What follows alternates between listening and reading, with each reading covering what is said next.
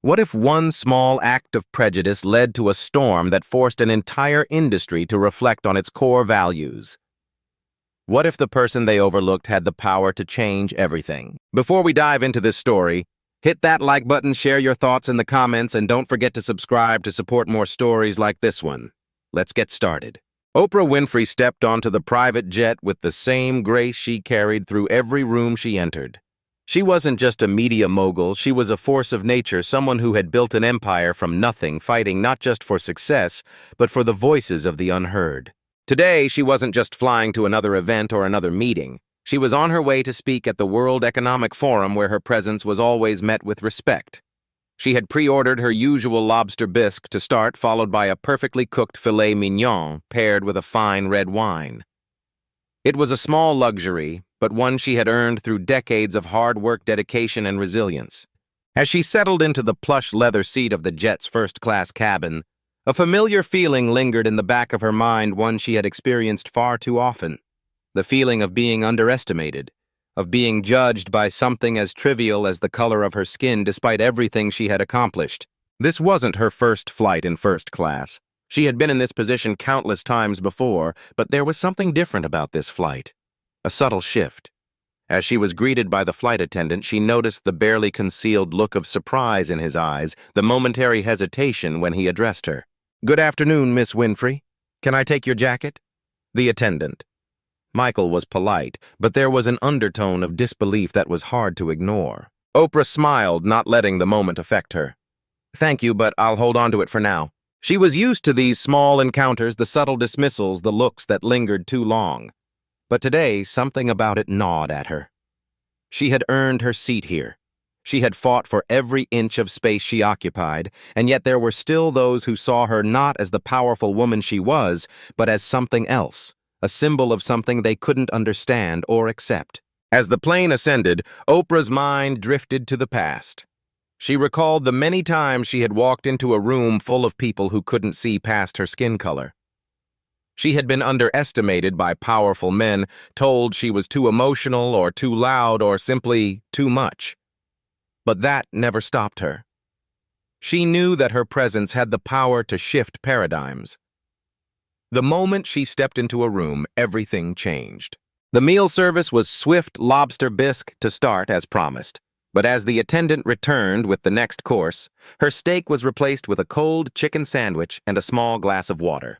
The inconsistency didn't escape Oprah's notice. She had ordered her meal in advance. She had confirmed it twice, yet here she was, being served a basic meal while the white passengers around her dined on gourmet dishes and sipped vintage wines. "Excuse me," Oprah said, her voice calm but firm. "I believe there's been a mistake. I ordered a steak and instead I've received this." Michael, the attendant, looked down at the tray, then back at Oprah, a flicker of discomfort crossing his face.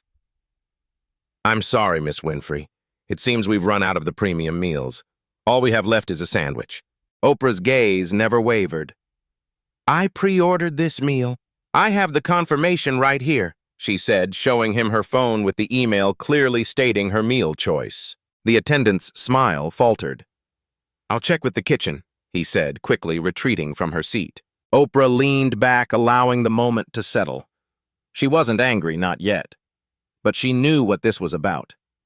She had seen this play out time and time again, being sidelined, being treated as less than. She wasn't the first to be dismissed, and she wouldn't be the last. But today, she wasn't going to let it slide. The struggle for equality. When the attendant returned, it was with a half apology and a plate of cold food that barely resembled the luxury meal she had ordered. The chicken sandwich was slapped onto the tray, accompanied by a small napkin and a glass of water. Nothing more. Nothing to suggest she was a VIP, let alone the CEO of a media empire. Oprah's eyes narrowed. This wasn't just about the meal. This wasn't even about the poor service. This was about something deeper, something systemic. It was about the way she was treated an afterthought in a world designed to cater to white men with money. She had been here before. She had stood up to the whispers, the dismissals, and the glass ceilings. She had fought for her seat at the table, and now it seemed like the world still didn't know how to deal with her success. Oprah was used to being the only woman of color in the room. She was used to the invisible barriers, the subtle biases that played out every day. She had been a target for people who assumed she didn't belong. But what they didn't understand was that she wasn't here by accident. She had earned everything she had, and she would not let anyone forget that. She picked up the phone and sent a message to her assistant. "Activate the protocol. I'm done with this." The response was immediate. Oprah knew her next steps. She didn't need to raise her voice. She didn't need to make a scene. She knew how to work the system. And this time she was going to use her power to expose the problem from within. The power of action. Oprah's message was simple. Investigate Stratus Air's service culture and its failure to treat all customers equally.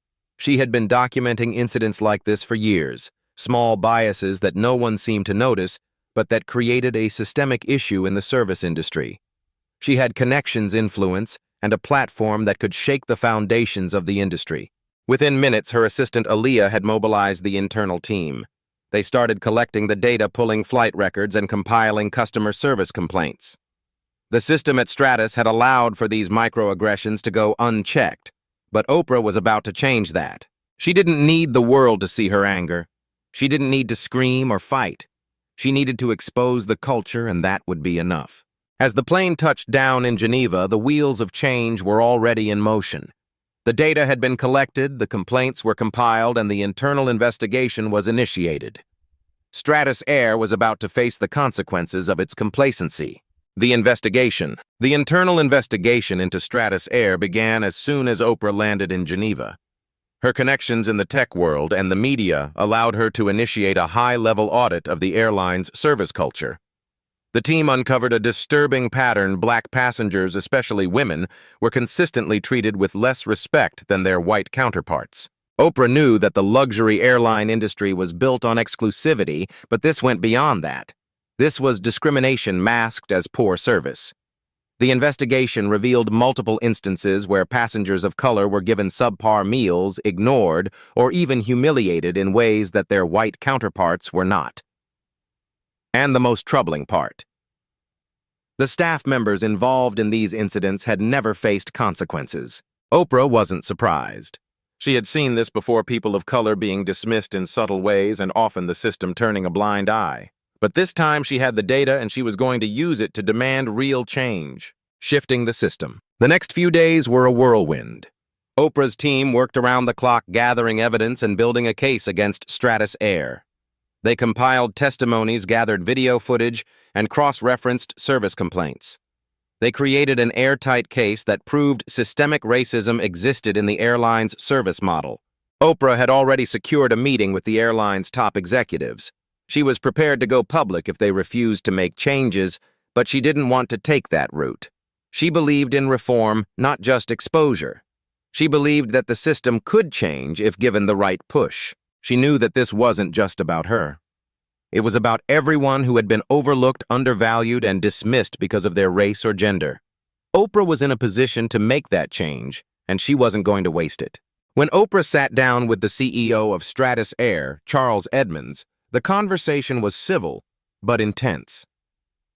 Oprah didn't yell or demand anything.